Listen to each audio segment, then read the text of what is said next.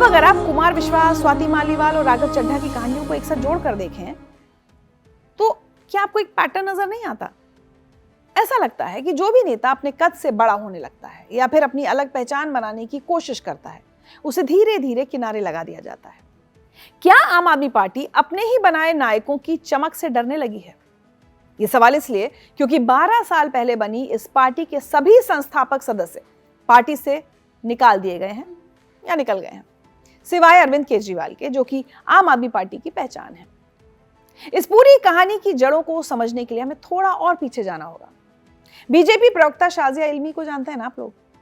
वो आम आदमी पार्टी की संस्थापक सदस्य थी, लेकिन 2014 में लोकसभा चुनाव के ठीक बाद अचानक उन्होंने पार्टी से इस्तीफा दे दिया। उस वक्त शाजिया ने जो कहा था वो बातें आज भी पार्टी का पीछा कर रही हैं। उन्होंने आरोप लगाया था कि आम आदमी पार्टी में अब आंतरिक लोकतंत्र नाम की कोई चीज नहीं बची है। उनका कहना था कि पूरी पार्टी क्रोनी क्लब यानी कुछ चुनिंदा और चाटुकार लोगों के इशारे पर चल रही है। शाजिया इल्मी का जाना सिर्फ एक ट्रेलर था। असली पिक्चर शुरू हुई 2015 के दिल्ली विधानसभा चुनाव के बाद। वो ऐतिहासिक जीत तो आपको याद ही होगी, जब आम आदमी पार्टी ने दिल्ली विधानसभा की 70 में से 67 सीटें जीतकर पूरे देश को हैरत में डाल दिया था। जाहिर है, इतनी बड़ी जीत के बाद किसी भी पार्टी में जश्न का माहौल होता है, लेकिन आम आदमी पार्टी के अंदर उस वक्त गृह युद्ध छिड़ गया था। सत्ता मिलते ही पार्टी में वर्चस्व की पहली सबसे बड़ी लड़ाई। निशाने पर थे पार्टी के दो सबसे बड़े और संस्थापक चेहरे, देश के जाने माने वकील प्रशांत भूषण और बड़े चुनावी विश्लेषक योगेंद्र यादव। ये वो लोग थे जिन्होंने अन्ना आंदोलन से लेकर पार्टी बनने तक उसे वैचारिक जमीन दी थी। लेकिन अचानक इन दोनों दिग्गजों पर पार्टी विरोधी गतिविधियों का ठप्पा लगा दिया गया।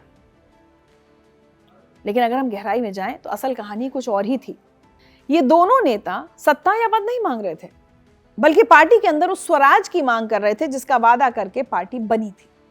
वो चाहते थे कि टिकट बंटवारे में पारदर्शिता हो, दागी उम्मीदवारों को बाहर किया जाए और पार्टी में आंतरिक लोकपाल काम करे। वो उसी हाईकमान और तानाशाही कल्चर का विरोध कर रहे थे जिसकी चेतावनी शाजिया इल्मी पहले ही दे चुकी थी। लेकिन उनकी इन जायज मांगों को बगावत मान लिया गया। इसके बाद 28 मार्च 2015 को आम आदमी पार्टी की राष्ट्रीय परिषद की बैठक बुलाई गई। कहने को ये एक लोकतांत्रिक बैठक थी, लेकिन अंदर से जो खबरें और चश्मदीदों के बयान सामने आए वो लोकतंत्र को शर्मसार करने वाले थे। बैठक में जमकर हंगामा हुआ। आरोप लगे कि विरोध में उठने वाली आवाजों को दबाने के लिए बाउंसर्स का इस्तेमाल किया गया। उसी हंगामे के बीच प्रशांत भूषण और योगेंद्र यादव को पार्टी की राष्ट्रीय कार्यकारिणी से बाहर का रास्ता दिखा दिया गया। गुस्सा यहीं शांत नहीं हुआ। जब पार्टी के एक संस्थापक सदस्य प्रोफेसर आनंद कुमार ने इस तानाशाही रवैये का विरोध किया तो उन पर भी गाज गिरी।